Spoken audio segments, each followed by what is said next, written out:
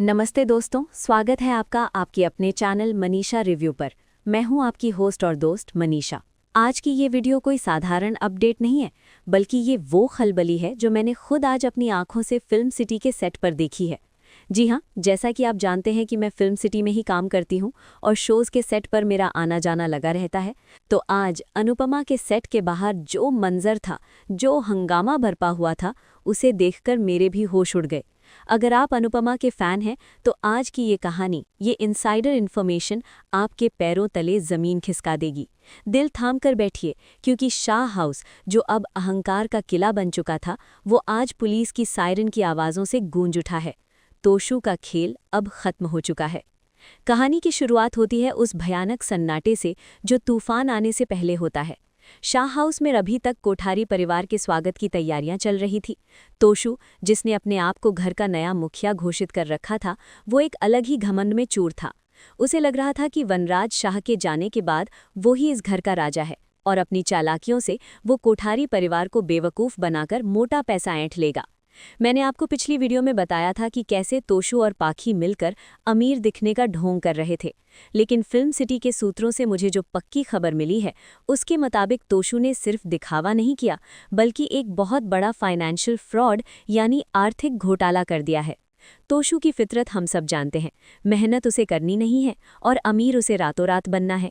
इसी लालच में उसने कोठारी ग्रुप के साथ एक ऐसी डील साइन करने की कोशिश की जिसमें उसने शाह हाउस को बतौर गारंटी यानी कोलैटरल इस्तेमाल करने की साजिश रची, और वो भी बा और बापूजी को अंधेरे में रखकर। आज सेट पर जब शूटिंग शुरू हुई तो माहौल बहुत तनावपूर्ण था। सीन कुछ ऐसा था कि कोठारी परिवार, जो अब तक शाह परिवार की मेहमान नवाजी देख रहा था, अचानक अपना असली रूप दिखाता है।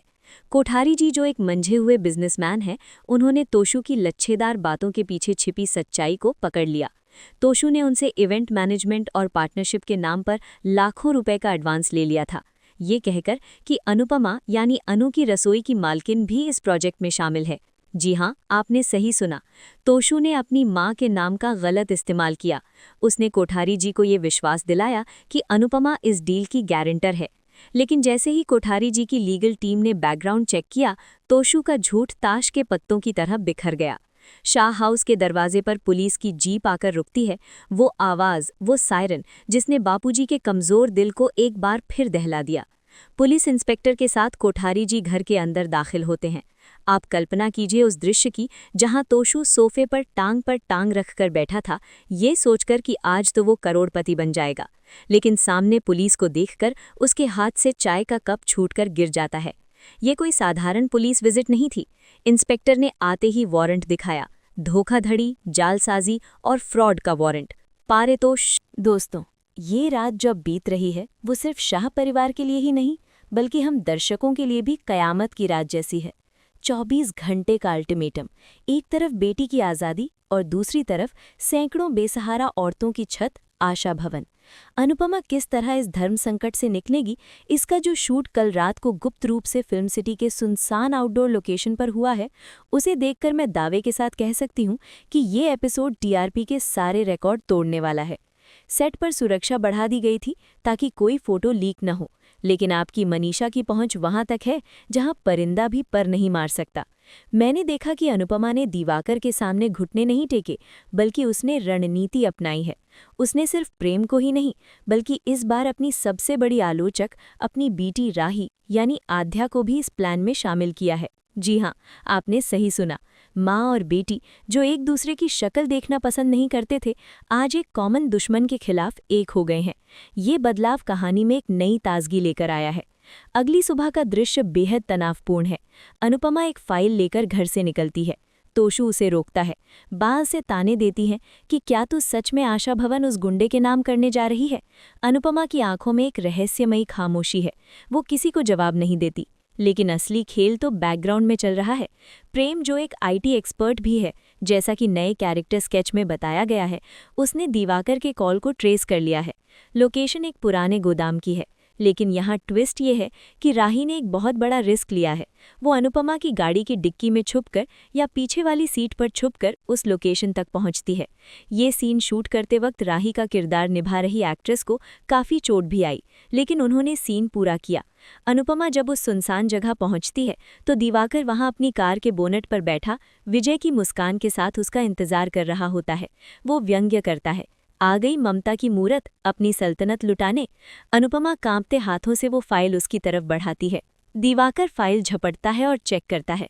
उसमें आशा भवन के असली पेपर्स हैं, या कम से कम वे असली दिखते हैं।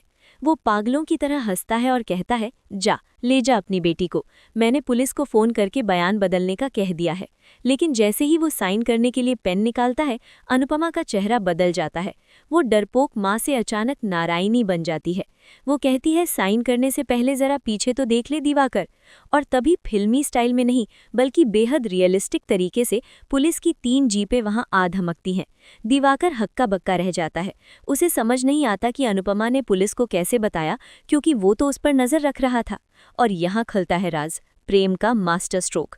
अनुपमा ने जो फाइल दी थी उसमें एक छोटा सा लिसनिंग डिवाइस यानी बग था, और प्रेम और पुलिस कमिश्नर, जो अनुपमा के पुराने परिचित दिखाए गए हैं, सब कुछ लाइव सुन रहे थे। दिवाकर का ये कबूलनामा कि उसने पाखी को फंसाया है रिकॉर्ड हो चुका था। दिवाकर भागने की कोशिश करता है। वो अनुपमा को धक्का देता है, लेकिन तभी राही वहां कूद पड़ती है। जी हाँ, राही ने एक लकड़ी का डंडा उठाकर दिवाकर के पैर पर दे मारा। वो गिर पड़ता है। पुलिस उसे दबोच लेती है। अनुपमा राही को देखकर हैरान रह जाती है। राही हाँफते हुए कहती है, वो मेरी बहन है, उसे सज़ा देने का हक सिर्फ मुझे है, किसी गुंडे को नहीं। ये लाइन लिखते हुए राइटर्स ने बहुत गहराई डाली है, जिसका मतलब है कि परिवार में चाहे जितनी लड़ाई हो, बाहर वाले को फायदा नहीं उठाने देंगे। दिवाकर को पुलिस घसीटते हुए ले जाती है और वो चिल्लाता रहता है कि वो वापस आएगा, लेकिन इंस्पेक्टर उसे थप्पड़ जड़ देता है और बताता है कि उसके लैपटॉप से सारा डेटा रिकवर कर लिया गया है। अब पाखी निर्दोष साबित हो चुकी है। ये जीत सिर्फ अनुपमा की नहीं बल्कि अनुपमा और राही की जोड़ी की पहली जीत है। इसके बाद का सीन सीधा कोर्ट और जेल के बाहर का है। कागजी कार्यवाही पूरी होने के बाद पाखी को रिहा किया जाता है। वो हवालत से बाहर आती है, बिखरे बाल, सूजी हुई आंखें और चेहरे पर शर्मिंदगी। वो बाहर खड़ी अनुपमा को देखती है। पाखी को लगता है कि अनुपमा उसे डांटेगी या फिर उसे ताना देगी कि मैंने तो कहा था, लेकिन अनुपमा कुछ नहीं कहती। वो बस अपनी बाहें फैला देती है। पाखी, जो अब तक पत्थर बनी हुई थी, दौड़कर अनुपमा के गले लगती है और बच्चों की तरह फूट फूट कर रोने लगती है। वो बार बार सॉरी मम्मी सॉरी कहती है। वहाँ खड़ा तोशु और किंजल भी भावुक हो जाते हैं। यहाँ तक कि वनराज का एक वॉइस नोट या कॉल दिखाया जा सकता है जो अनुपमा को थैंक यू देता है, भले ही वो स्क्रीन पर ना हो। लेकिन सबसे दिलचस्प रिएक्शन राही का है। वो दूर खड़ी ये सब देख रही है। अनुपमा इशारे से राही को भी बुलाती है, लेकिन राही वहां से मुड़कर चली जाती है। ये दर्शाता है कि राही ने मदद जरूर की, लेकिन उसका दिल अभी पूरी तरह नहीं पिसीजा है। मेकर्स इस मदर डॉटर कॉन्फ्लिक्ट को अभी और खींचना चाहते हैं, जो कि शो के लिए अच्छा भी है। एपिसोड के अंत में शाह हाउस में एक छोटी सी पूजा रखी जाती है। पाखी अब एकदम बदल चुकी है। वो अपने महंगे कपड़े और मेकअप छोड़कर सादी कपड़ों में बैठी है। वो कसम खाती है कि अब वो अपनी जिंदगी को सुधारने के लिए काम करेगी और शायद अनुपमा के साथ किचन या मसाले के बिजनेस में हाथ बटाएगी। लेकिन दोस्तों, मनीषा रिव्यू आपको अंत में एक ऐसी खबर देने जा रहा है जो आपको हिला देगी। शूट के आखिरी पलों में मैंने देखा कि प्रेम के फ़ोन पर एक मैसेज आता है, जिसे पढ़कर उसके चेहरे का रंग उड़ जाता है। कैमरा उसके फ़ोन की स्क्रीन पर जूम करता है, जो हमें अभी नहीं दिखाया गया, और वो अनुपमा की तरफ एक चिंतित नज़र से देखता है। सेट पर उड़ी अफवाहों के अनुसार दिवाकर सिर्फ एक प्यादा था। असली मास्टरमाइंड कोई और है, जो अमेरिका से या पाखी के अतीत से जुड़ा है। क्या ये अधिक है या कोई नया दुश्मन? ये सस्पेंस अगले हफ्ते खुलेगा। तो ये था पाखी की गिरफ्तारी और रिहाई का पूरा कच्चा चिट्ठा, सीधा फिल्म सिटी से। अनुपमा ने एक बार फिर साबित कर दिया कि एक माँ की ममता उसकी कमजोरी नहीं, उसकी सबसे बड़ी ताकत है। लेकिन राही का ये यू टर्न और प्रेम के फ़ोन का वो रहस्यमयी मैसेज, आने वाला तूफान अभी थमा नहीं है। आपको क्या लगता है, प्रेम के फ़ोन पर किसका मैसेज आया होगा? कमेंट करके अपनी थ्योरी ज़रूर बताएं। और हाँ, अगर आप चाहते हैं कि मैं ऐसे ही सेट के अंदर की खबरें और स्पॉइलर आपके लिए लाती रहूं, तो मनीषा रिव्यू को सब्सक्राइब करना और इस वीडियो को लाइक करना बिल्कुल ना भूलें। मैं हूं आपकी अपनी मनीषा। मिलती हूं अगले वीडियो में एक और धमाकेदार अपडेट के साथ। तब तक के लिए टीवी देखते रहिए और अपडेटेड रहिए। शाह हाउस के उस आंगन में अब सिर्फ सिसकियां गूंज रही थी और जैसे ही पुलिस की गाड़ी ओझल हुई, बा ने जो कोहराम मचाया वो देखना किसी भी कमजोर दिल वाले के बस की बात नहीं थी। सेट पर मौजूद क्रू मेंबर्स भी पिन ड्रॉप साइलेंस में थे, क्योंकि लीला बा का पुराना और कड़वा रूप एक बार फिर बाहर आ चुका था। बा ने रोते हुए सीधे अनुपमा पर हमला बोल दिया, ये कहते हुए कि एक माँ अपनी ही बेटी को जेल भेजते हुए कैसे देख सकती है। बा का आरोप था कि अगर अनुपमा चाहती तो इंस्पेक्टर के पैरों में गिड़गिड़ा कर पाखी को रोक सकती थी, लेकिन उसने अपनी महानता साबित करने के लिए अपनी ही कोख को बलि चढ़ा दिया।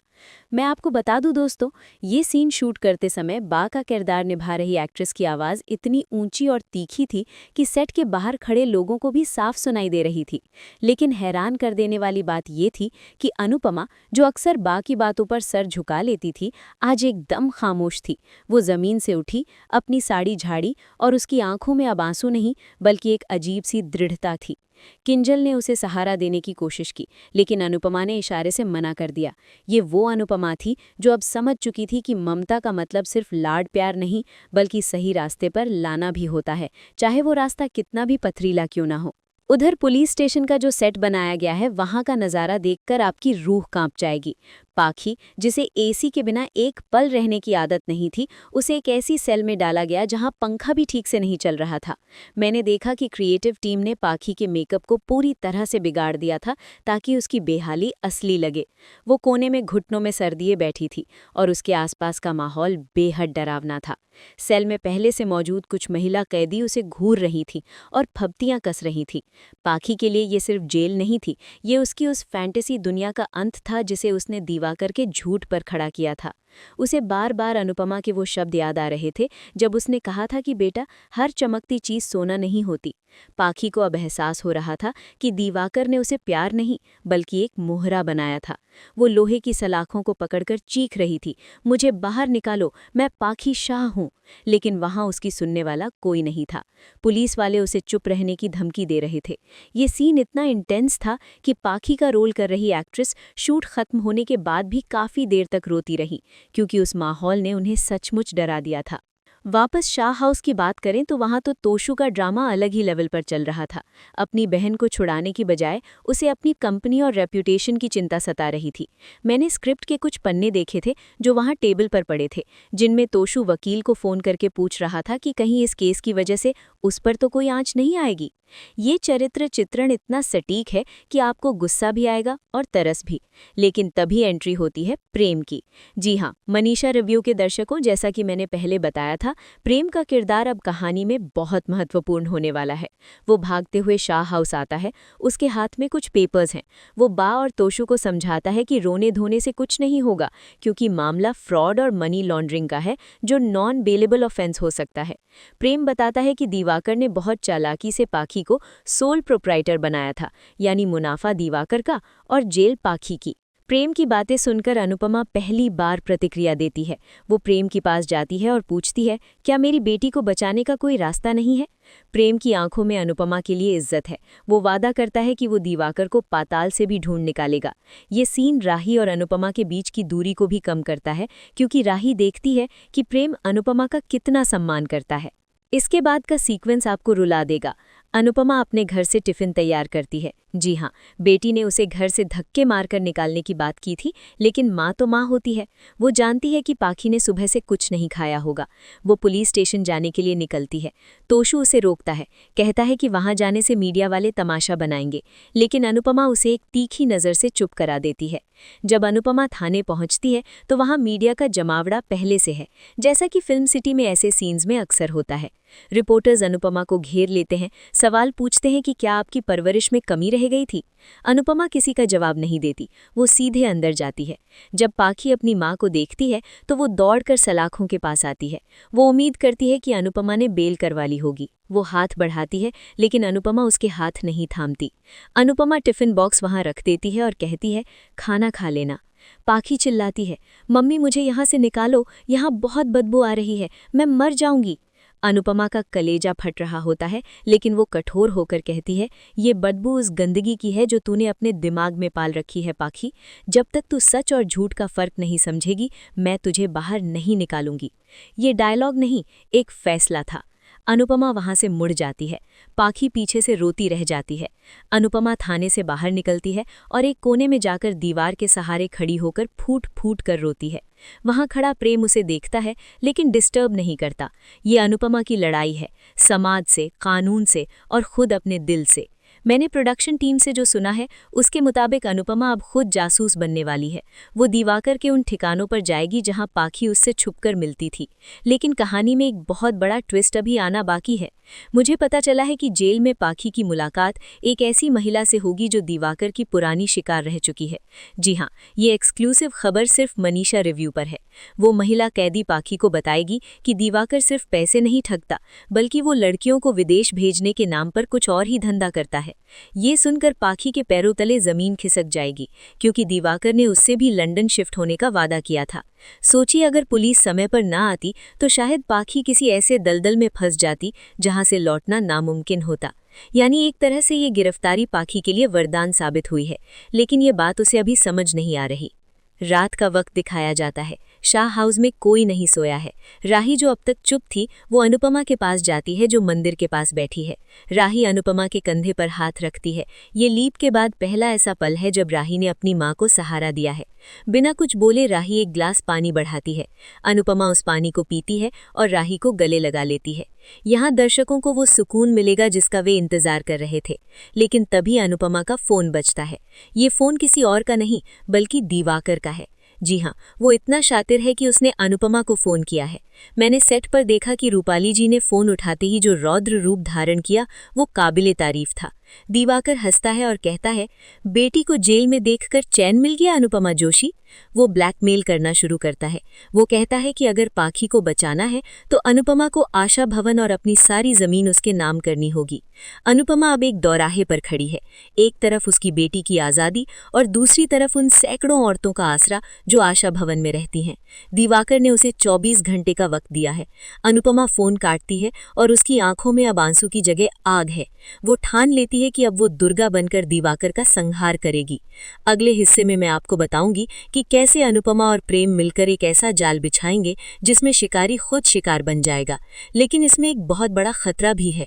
दोस्तों, आज फिल्म सिटी के सेट नंबर 13 के बाहर जो मंजर मैंने अपनी आंखों से देखा वो शायद अनुपमा शो के इतने सालों के इतिहास में सबसे दर्दनाक और रोंगटे खड़े कर देने वाला मोड़ है। मैं, आपकी मनीषा, अभी सीधे सेट से आ रही हूँ और मेरे हाथ पांव अभी भी कांप रहे हैं, क्योंकि स्क्रिप्ट राइटर और क्रिएटिव टीम ने बंद कमरे में जो फैसला लिया है वो आपके होश उड़ा देगा। शाह हाउस के बाहर पुलिस जीप का सायरन गूंजता है और वो लाल नीली बत्ती जब अनुपमा के चेहरे पर पड़ती है तो एक माँ का दिल कैसे छलनी होता है ये कैमरे में कैद हो चुका है। बात सिर्फ एक गिरफ्तारी की नहीं है, बात उस विश्वासघात की है जो पाखी ने अपनी माँ के साथ किया था और जिसका अंजाम आज हथकड़ी के रूप में उसकी कलाइयों पर कसा जा रहा है। मनीषा रिव्यू पर आपको हमेशा सबसे पहले खबर मिलती है, क्योंकि मैं वहीं मौजूद रहती हूँ जहाँ एक्शन होता है। और आज जो शूट हुआ है वो पाखी के किरदार को हमेशा के लिए बदल कर रख देगा। कहानी की शुरुआत वहीं से होती है जहां पिछला एपिसोड खत्म हुआ था, लेकिन माहौल में एक अजीब सी खामोशी है। बाबूजी, तोशु, किंजल और यहाँ तक कि राही भी हॉल में खड़े हैं, लेकिन किसी के मुंह से एक शब्द नहीं निकल रहा। दिवाकर, जिसे पाखी अपना मसीहा समझ रही थी, वो कहीं गायब है। अचानक दरवाजे पर इंस्पेक्टर कदम रखता है और उसके हाथ में एक वारंट है। पाखी, जो अब तक अपने घमंड में चूर की और अनुपमा को ताने मार रही थी कि उसे अपनी जिंदगी जीने दी जाए, पुलिस को देखकर भी नहीं सहमती। उसे लगता है कि ये शायद राही या अनुपमा की किसी पुराने मामले की वजह से पुलिस आई है। पाखी की आंखों में वो वही पुराना एटीट्यूड है। वो इंस्पेक्टर के सामने जाकर खड़ी हो जाती है और पूछती है कि वो यहाँ क्यों आए हैं। लेकिन जैसे ही इंस्पेक्टर वारंट का पन्ना खोलता है और पाखी का नाम पुकारता है, पूरे शाह हाउस में जैसे बिजली गिर जाती है। मैंने सेट पर देखा कि रूपाली गांगुली जी, जो अनुपमा का किरदार निभा रही हैं, उन्होंने इस सीन में बिना एक शब्द बोले जो एक्सप्रेशन दिया है वो देखकर वहां मौजूद स्पॉट दादा भी भावुक हो गए थे। पाखी को यकीन ही नहीं होता कि पुलिस उसे लेने आई है। वो हंसने लगती है। उसे लगता है ये कोई मजाक है या कोई गलत फहमी। वो चिल्लाती है कि उसने कुछ नहीं किया, वो तो बस एक बिजनेस डील साइन करने वाली थी। और यहीं पर वो राज खुलता है जिसका जिक्र मैं अपने पिछले कई वीडियोज़ में करती आ रही हूँ। पुलिस इंस्पेक्टर साफ लफ्ज़ों में बताता है कि दिवाकर ने जो कंपनी बनाई थी वो एक फ्रॉड शेल कंपनी थी और उस कंपनी की एकमात्र डायरेक्टर और साइनिंग अथॉरिटी पाखी शाह है। दिवाकर ने पाखी के अंधे प्यार और उसकी बेवकूफ़ी का फ़ायदा उठाकर करोड़ों का गबन किया है और सारे लीगल पेपर्स पर पाखी के दस्तखत हैं। बैंक का पैसा, इन्वेस्टर का पैसा, सब कुछ गायब है और कानून की नज़र में मुजरिम दिवाकर नहीं बल्कि पाखी है। ये सुनते ही पाखी के पैरों तले ज़मीन खिसक जाती है। वो पीछे मुड़कर अनुपमा की तरफ देखती है, उसी माँ की तरफ जिसने उसे पल पल अपमानित किया। इस सीन की गंभीरता को समझिए। एक तरफ अनुपमा है जिसने 1000 बार पाखी को दिवाकर से दूर रहने की चेतावनी दी थी, जिसने कहा था कि उन पेपर्स पर साइन मत करना, लेकिन पाखी ने अपनी माँ को जलनखोर और दुश्मन समझा था। आज वही साइन उसकी बर्बादी का परवाना बन गए हैं। पुलिस वाली जब आगे बढ़ती है और अपनी जेब से हथकड़ी निकालती है तो उस धातु की खनक पूरे कमरे में गूंजती है। तोशु चिल्लाता है, वो पुलिस को रोकने की कोशिश करता है, वनराज का नाम लेता है, अपने संपर्कों की धौंस जमाता है, लेकिन इंस्पेक्टर उसे धक्का देकर पीछे कर देता है। ये कोई छोटा मोटा मामला नहीं है, ये एक बहुत बड़ा स्कैम है जिसमें पाखी मुख्य आरोपी है। पाखी डर के मारे कांपने लगती है, उसका गला सूख जाता है, वो बा के पीछे छुपने की कोशिश करती है, बिल्कुल वैसे ही जैसे बचपन में गलती करने पर छुपती थी, लेकिन आज बा भी उसे नहीं बचा सकती। सबसे दिल तोड़ने वाला पल तब आता है जब पाखी पुलिस वालों से घिरी हुई अपनी माँ की ओर दौड़ती है। मम्मी बचा लो, मैंने कुछ नहीं किया, मम्मी प्लीज़ इन्हें बोलो ना। पाखी की वो चीख फिल्म सिटी की दीवारों को चीर रही थी। मैंने देखा कि सेट पर डायरेक्टर ने कट नहीं बोला, वे इस रॉ इमोशन को पूरा कैप्चर करना चाहते थे।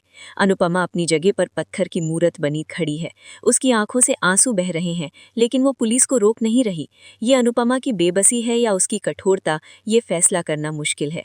अनुपमा जानती है कि पाखी निर्दोष है, उसने चोरी नहीं की, लेकिन वो ये भी जानती है कि पाखी ने जानबूझकर आग में हाथ डाला है। एक माँ का दिल चाहता है कि वो पुलिस के पैरों में गिर जाए, लेकिन उसका स्वाभिमान और राही के प्रति उसकी जिम्मेदारी उसे रोक रही है। राही जो सब कुछ चुपचाप देख रही है, उसकी आंखों में भी अपनी बहन के लिए दर्द है, नफरत नहीं। जब लेडी कांस्टेबल पाखी के दोनों हाथ पकड़ती है और कलाई पर हथकड़ी लगाती है तो पाखी का अहंकार चकनाचूर हो जाता है। वो मम्मी मम्मी चिल्लाते हुए जमीन पर बैठ जाती है। अनुपमा एक कदम आगे बढ़ाती है, उसका हाथ उठता है, शायद पाखी के आंसू पहुंचने के लिए, लेकिन फिर वो अपना हाथ वापस खींच लेती है। ये सीन इतना पावरफुल था कि मैं आपको बता नहीं सकती। अनुपमा का ये कदम ये दर्शाता है कि अब पाखी को अपने कर्मों का फल भोगना ही पड़ेगा। अनुपमा का ये मौन सबसे बड़ा शोर है। वो रो रही है, सिसक रही है, लेकिन कानून के काम में बाधा नहीं डाल रही। पाखी को घसीटते हुए पुलिस वैन की तरफ ले जाया जाता है। पड़ोसी बाहर जमा हो गए हैं, तमाशा बन चुका है। वही पाखी जो अपनी क्लास और स्टेटस की बातें करती थी, आज सबके सामने हथकड़ी पहने बिखरे बालों में एक अपराधी की तरह ले जाई जा रही है। वैन का दरवाज़ा बंद होने से ठीक पहले पाखी और अनुपमा की नज़रें मिलती हैं। उस एक पल में पाखी की आंखों में पश्चाताप, डर और मदद की गुहार है, जबकि अनुपमा की आंखों में सिर्फ टूटता हुआ दम है। जैसे ही पुलिस की जीप धूल उड़ाते हुए जाती है, अनुपमा वहीं चौखट पर गिर जाती है। शाह हाउस जो हमेशा शोर शराबे से भरा रहता था, वहां अब मातम जैसा सन्नाटा छा गया है। बार रो रो कर भगवान को कोस रही हैं, लेकिन हकीकत यह है कि ये सब पाखी की अपनी जिद का नतीजा है। मैंने प्रोडक्शन के लोगों से बात की तो पता चला कि आने वाले एपिसोड्स में दिवाकर की वापसी भी होगी, लेकिन तब तक पाखी को जेल की कालकोठरी में वो रात गुजारनी पड़ेगी जो उसकी जिंदगी की सबसे काली रात होगी। ये सिर्फ एक ड्रामा नहीं है, ये आज की युवा पीढ़ी के लिए एक सबक की तरह फिल्माया गया है कि कैसे अंधा प्यार और माता पिता की अवहेलना इंसान को जेल की सलाखों के पीछे पहुंचा सकती है। अब अनुपमा क्या करेगी? क्या वो वकील करेगी या पाखी को सबक सीखने देगी? ये सब मैं आपको अगले हिस्से में बताऊंगी, क्योंकि कहानी अभी तो बस शुरू हुई है।